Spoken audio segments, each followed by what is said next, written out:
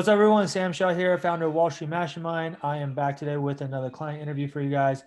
Really excited to have Edward on with us today. Edward just finished his full-time recruiting process for investment banking.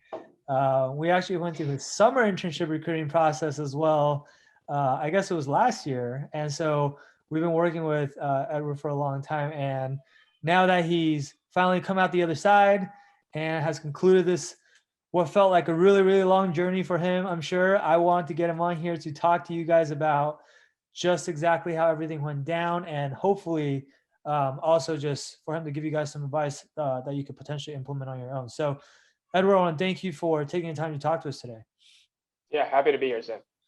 Lovely. So to start off, if you could maybe just introduce yourself briefly so that our listeners kind of get a sense for who you are. Yeah, sure. I'm a fourth-year student currently at the University of Virginia, studying finance and management. This past summer, I interned at a smaller boutique investment bank in New York called Tap Advisors, and recently signed my full-time offer at Rothschild. So excited to be going there after graduation. That's awesome, man. So congrats on the offer. Obviously, Rothschild's a great firm. I want to kind of like start from the beginning, right? Which is, let's go back to when you first decided you wanted to get into investment banking and you started probably thinking about, preparing for recruiting and whatnot on your own. Like, what were you doing at the time? This is like pre-Wall Street Mastermind, right? Like, what were you doing at the time? How are things going for you? Can you just talk about that a little bit? Yeah, for sure. I think a lot of things were happening at school for me. I felt like I was not really dialed into the recruiting process at the time. So I was really late into the whole summer internship recruiting process. I think I contacted you in like maybe April or May or something like that. But by then, the whole process already kicked off like a lot earlier. So at the time, I was just applying to a lot of places without much networking and was also not really looking into the technical. So to be honest, I didn't know what to expect. And I felt like everyone else, especially here at UVA, had a huge, leg up on me because of that. So kind of Yeah. felt like I needed to really, get some help to kind of get caught up in the whole process. Yeah. So Um, you came to us, you're right. It was like April of sophomore year, right? So that was like basically towards the end of sophomore year, about to go into your sophomore summer, maybe like a month out. And obviously, for people who are recruiting now, they understand like by April of sophomore year, a lot of the applications are already open and underway, especially if you're targeting like the bulge bracket and elite boutique banks, right? So it's like definitely kind of late in the process. And so, are you saying that was when you first realized you wanted to pursue banking and then you like came to Wall Street Management right away? Or had you already known like months prior to that, but you just didn't find us until later? I've known months prior to that, probably in the winter of that. My second year was when I kind of made the decision that I wanted to pursue banking, but I don't think, I mean, I wasn't really involved in, I would say, a lot of processes and a lot of the, prestigious clubs here on campus. So I don't think I was in the loop there. And, the recruiting process kind of took me by surprise when it started that early. So I was a bit panicking to, kind of try to get caught up. And, I don't know what happened, but I kind of stumbled upon one of your, ads on, was it Facebook or YouTube or something else, and ultimately thought that it's something I should check out, and happy that it happened. Got it. Yeah, I mean, you make a good point there, which is a lot of times nowadays, if you're plugged into kind of the feeder clubs on campus, then you're more in the know and you know when things are about to happen and you have a lot of these resources and whatnot. But not everyone's in those clubs, and obviously those clubs are one, they're very selective usually because they only want to take people that they think are going to be shoe-ins to these banks, right? But two, like that's assuming you even knew you wanted to do banking when you first got on campus freshman year, which is not the case for a lot of people. So like a lot of people don't even think about joining clubs like that. And it's not really their fault. It just is what it is, right? Like if you didn't decide until winter of sophomore year that you want to do banking, like by then, a lot of times it's too late to join one of these clubs, right? So I totally get where you're coming from. So then you came to us, okay, a few months later in April. Obviously, yes, you saw one of our ads online and whatnot, but like, what made you want to join something like Wall Street Mastermind? Because like a lot of people might talk to us and decide like, yeah, this is not for me. But like, what was it that attracted you to this opportunity? I mean, I think a lot of things out there, people might say it's common knowledge. You can, I don't know, find whatever templates or something online for networking or look at the 400 question guide. But I felt like the, one-on-one dedicated advice that you've been giving me, and also, I guess, the office hours where other people can ask questions and also come together as a community, I thought that was extremely valuable. I mean, I know you and, the other instructors out there give mock interviews, but I also had the chance to kind of mock with some of the other students in Wall Street Mastermind and found that was a very helpful process as well. So I think really just expanded the resources that I had and also expanded my network at the same time. Yeah, got it.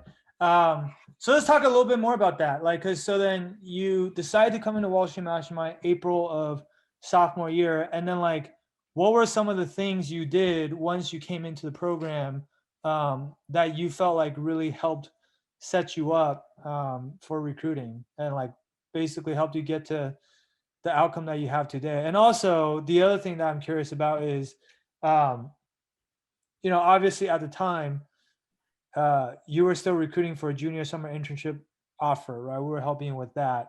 Can you talk about that process a little bit and how it ended up turning out for you? And then like, why you ultimately decided to recruit again at the end of your summer for a full-time offer?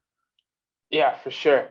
I guess I'll start in the beginning. So when I joined Wall Street Mastermind, I honestly didn't know what to do for networking, didn't know most of the technical concepts. So I think the video modules there kind of presented a very organized way that kind of taught me the whole thing in like just a matter of a few weeks or a few months. So I think I was able to get caught up to speed very quickly. And then I guess kind of once the program was approaching the end, it was in June was when I actually started I got my first interview at PJ Solomon for their I guess oil and gas group down in Houston. I went through that process and ultimately got an offer, but decided to turn it down mainly because I wasn't really interested in oil and gas investment banking, and then decided to continue recruiting from there. And for a period of time, I was regretting that because nothing else really came up much. But ultimately, I mean, I did get a few first rounds. I mean, I got the first round hire review at Goldman, which was kind of selective. I got the first round hire review at B of A, which is also selective. I got a first round phone interview at Morgan Stanley, had a super day at Wells Fargo. So I did get a few looks at some of the bulge brackets out there, but ultimately didn't really have an offer in hand still by September. And then I guess at that point, it was targeting more in middle market and the regional boutiques. And ultimately, I was able to get two offers from two regional boutiques, one in New York and one down in DC. I ended up signing with the one in New York. I thought they were a bit more established and also liked the location better. It was TAP Advisors, by the way. So I guess that's what I ultimately decided to go with, and that's why I was this summer. I think it was this, despite not having the well-known name brand that most other banks have, I did think it was a good learning experience. But I will say that on the downside was, it was a bit less structured. They really focused on a very niche subsector in the telecom infrastructure space. I mean, which is interesting in its own way, but I didn't think that was kind of what I wanted to limit myself in right as I started my career. And they also kind of do a lot more, I guess, other more unique things in that space. So a lot more asset sales as opposed to pure M&A and buying and selling companies. So I felt like that was not what I was originally looking for in investment banking. So I think those reasons kind of made me want to switch to another place and also a bigger platform to kind of get a broader exposure to investment banking. But yeah, that's kind of the, I guess, long story there. Yeah. I mean, that's quite the story. I want to like kind of ask you about it because I remember when you got the PJ Solomon offer, and that was like your very first interview, right? So Yeah. it was like 2 months after you had started working with us, and then you got an offer on your first try. And I don't know, correct me if I'm wrong. I'm guessing at the time you're probably thinking like, oh, like wasn't that hard? Like I could probably get more of these. And that's why you like kind of assessed the risk reward and you said, you know what, I'm just gonna keep recruiting, and you turned it down, right? Which I at the time I was like, ooh, I usually don't like it when someone turns down an offer without having another offer in hand because you never know if you're gonna get a better offer or not. And so I agree with you. Like I was sweating with you throughout like the rest of your junior summer internship recruiting process when you had several interviews, but like they didn't really pan out. And we were like, oh man, like is this gonna end up, not as good as the first offer? I'm sure that was like in the back of your mind the whole time too, right? Yeah. And so like once you know that you're able to get that type of offer though, I'm sure when full-time recruiting came around, it was also like you just want to see if you can either get back to that level or even exceed it. Because especially after an entire summer in investment banking, you probably learned a ton, and you probably felt like you're an even better candidate now than you were, even just a few months ago, right? And so Yeah. I'm sure like that. I totally. I'm trying to like put myself in your shoes. Like I totally get that feeling. Just like okay, well, a lot of people they like get discouraged when the summer internship process doesn't end up exactly the way they had hoped for. But it's like summer internship recruiting process is not the last step, right? Like even after you get the summer internship, you have to get the return offer, and whether you get the return offer or not, you also always have the option to recruit again for full time. So it's like it's not really done until you're done with the full time recruiting process, right? And so it's great that you just kept grinding and didn't really stop. Now, like if we talk about the full time recruiting offer, or sorry, if we talk about the full time recruiting process, um, did you feel like that was like any different from the summer internship recruiting process? Like, was it harder? Was it more technical? Obviously, there were a lot fewer spots, right? Like, did you have to network differently because not everyone's hiring? Like, everyone's hiring for summer, but not everyone's hiring for full time, right? Like, talk about that process a little bit for those of our listeners who are maybe rising seniors and maybe kind of going through the same thing right now.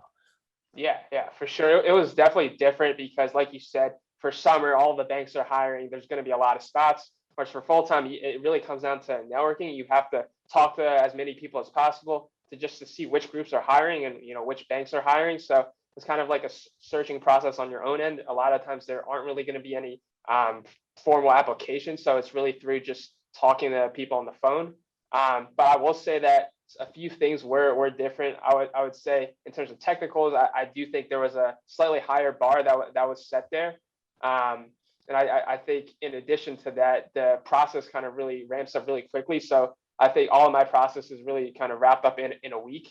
But again, I was kind of targeting the elite boutique and middle marketplaces that typically go pretty fast, whereas a lot of the bulge brackets out there are still recruiting right now or haven't even kicked off full-time recruiting just because they don't know their I guess hiring needs at the time. So really comes down to you still got to do everything you've been doing for summer internship recruiting. Networking, knowing your technicals, and interviewing. But it's just more so that you have to do a lot of the searching on your own end as opposed to kind of just applying to things online. Yeah. Yeah. It's like a much less structured process. And even for recruiting, it's not like, is this firm recruiting? It's more like, is this group inside of this firm recruiting, right? Like some groups will be full and other groups might not be. And you have to kind of know like how to go out and network and figure that out on your own, basically. Right. Yeah, yeah, for sure. I Um, mean, I think after kind of going through all the reps for networking during my summer recruiting process, I think I was much more confident and much more comfortable with talking to a lot more senior people this time around. And they were the ones that ultimately got me these interviews, I would say. hmm. That's a great point too, which is I feel like a lot of times when people network, it's less intimidating and it's seemingly easier to just reach out to people that are maybe closer to you in age and the first year analysts. Maybe they were upperclassmen at school when you were still in school and you might even know them. But a lot of times those people aren't the ones that can help you the most because they just started their own jobs, right? Whereas the really senior folks might be harder to get to, might be less relatable. Obviously, a much wider gap in terms of your age and their age. But if you can learn how to have good conversations with those guys, a lot of times those are the people who can like really move the needle for you, right? Yeah, 100%. Yeah, that's great advice. So I guess like the $1 million question, like obviously now you're on the other side, you've been working with us for what is like a year and a half, I guess, almost at this point, right? um I think like prior to coming to the program, a lot of people don't really know like what to expect, and a lot of people they ask like, well, why do I even need something like this? Like, what would be like? Can I just do everything you guys would do with me on my own, right? Now that you're on the other side, like in hindsight, what's the difference? Like, if you had just gone through this process on your own versus whatever it is that you did with us, like, what would you say are the most material differences that you will call out for people who have that question? Yeah, for sure. I mean, I think just being involved in the Wall Street Mastermind community is very important. Being involved on Slack, looking at the questions other people are asking, showing up to office hours, and really kind of being proactive if you need any help on any specific things. Because I feel like you could also just unplug and watch all the modules on by yourself, but like I don't think that's any different from doing anything else. I feel like you're just going to be missing out a lot compared to if you're actively involved, talking to a lot of people, talking to Sam, talking to the other clients, because I think they keep everyone up in the loop, talking about technical questions, networking questions, and general process related questions like timelines and things like that I don't think you can really get if you were just doing the whole thing by yourself. So I really think that there's like a network effect, as I would call it, by joining Wall Street Mastermind. In addition to resources, you're also being connected to a lot of other people, like-minded people that are going through the same thing you are. Yeah.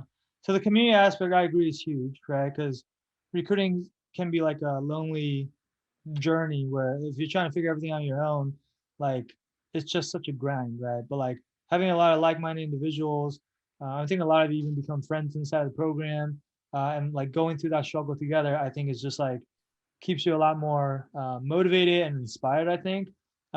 What about like on the coaching side, like the coaching that you get, whether it's from me or from the other coaches, like what's the difference between that and just, let's say, like, if I think what most people do every time they have a question, if they don't have a coach, is you can just go on Google or go on YouTube and try to find an answer, right? Like, couldn't you just do that? Like, what is the big deal? I guess, or what is there a difference? I think there definitely is a difference because a lot of the questions, at least that I had, were pretty specific to my situation. So I needed somebody to kind of who actually knew me, who understood what I was going through to be the one giving me the advice. I feel like on Google or even forums these days, you can type in the questions, but a lot of the responses might be from trolls or it just might be irrelevant altogether. So I think it's really helpful to have somebody who knows who you are and who knows your situation and who's obviously been through it themselves to be the one giving you the advice. I think a lot of the other stuff is like you can't really like learn that outside of here. Communicating with certain people on emails. I think it's just helpful to have a dedicated coach that knows what you're going through. Yeah, I think like what you're speaking to is like that personalization aspect, right?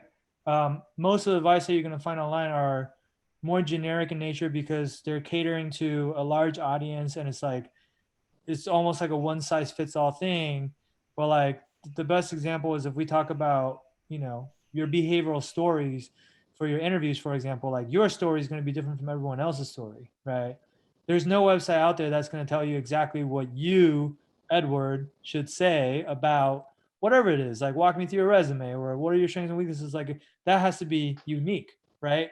And so I think the personalization aspect is really, really important. And I think the other aspect too is like just the pattern recognition, right? Like the benefit of a coach is that we've worked with not just you, but hundreds of other students, and we've seen all sorts of different types of scenarios, and we've seen what works, what doesn't work, not just for you, but for other people as well. And leveraging that experience, that collective experience of our entire community, and applying that to your situation, it just helps you avoid a lot of the trial and error that you probably would have gone through on your own, right? Like, because anyone can go say, "Oh, I'm not sure this is going to work. Maybe let me try it out." And if it doesn't work, oh, then let me start over and maybe try this other thing. Maybe let me send my email this way. Maybe let me ask this type of question on a networking call. Maybe let me try this story for, tell me about yourself. Oh, like the interviewer didn't really seem to like that. Okay, next time maybe let me try this other story. But it's like then you're just wasting your opportunities, right? Whether it's your networking opportunities or your interview opportunities, like you don't want to experiment with that, right? You want to do the whatever experimentation you have to do it in a safe space with your coaches during practice, not during like the actual game itself, which actually matters, right? Yeah. Yeah, 100%. I think the feedback I got, on all of my behavioral answers were especially helpful because, now I know kind of how to refine it. And I know what the investment bankers interviewing me are looking for. Because I feel like if you just went into it yourself, you could just tell a random story, but you don't know how to kind of structure that answer to make it appealing to the interviewer. Yeah, absolutely.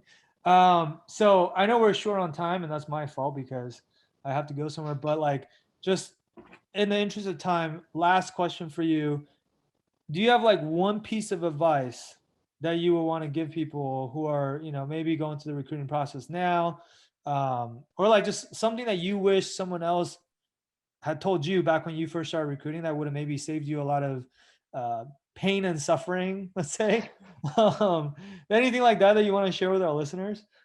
Yeah, I would say first off, definitely stay on top of all of the deadlines. That's something I did not do a good job of initially. So, if you're a freshman or sophomore, the timeline is really early these days. So you got to be prepared as soon as possible.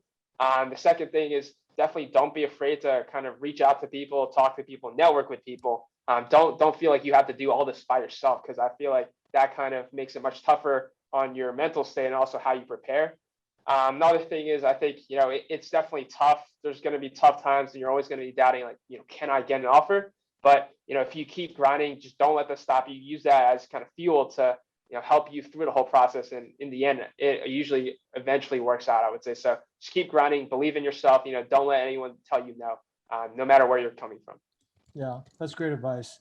Um, cool. So, guys, again, sorry we're short on time today, but for those of you who are listening, if you find yourself in a similar situation where maybe you realize you want to do banking slightly later, I don't want to say late, but almost anything is late nowadays. Is like unless you knew from the get-go you want to go into banking, right? But like if you find yourself getting caught off guard by how early banking recruiting is starting and you feel like you need a way to accelerate your recruiting preparation process, and you want to just cut out all the trial and error and just have like a basically a system or process that's been proven that you can follow and just take you in a straight line from point A to point B, right?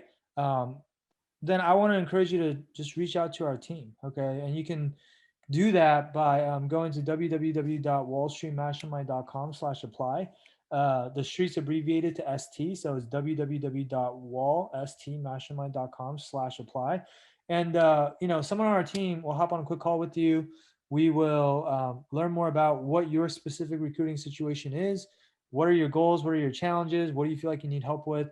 And then we can let you know based on what you tell us whether we can actually help you or not, or even if we can't, we'll just do our best to give you some advice on what we think you should do, right? So call is absolutely free. If you guys are interested in that, go ahead and go to the website and book that. And we look forward to talking to you. All right. And with that said, Edward, I want to thank you for taking the time to come on and talk to us today. Huge congrats on, again, an amazing offer from Rothschild. Can't wait to see all the success that you have there next year. I guess you're starting next summer when you graduate, but amazing outcome. Way to stick with the process. I know it was a long process over the last year and a half, but we're glad that you got there in the end. So um, let's stay in touch. Obviously, I'm sure we will, and because you're always part of the family. And best of luck. All right. Yeah, thank you, Sam. Thank you for all the help and advice you given me throughout the process. Yeah, absolutely, man. It was my pleasure. So, guys, that'll be it for today's interview. Thank you guys for tuning in. Hope you enjoyed it, and we'll be back with more of these for you guys in the near future. All right, talk soon.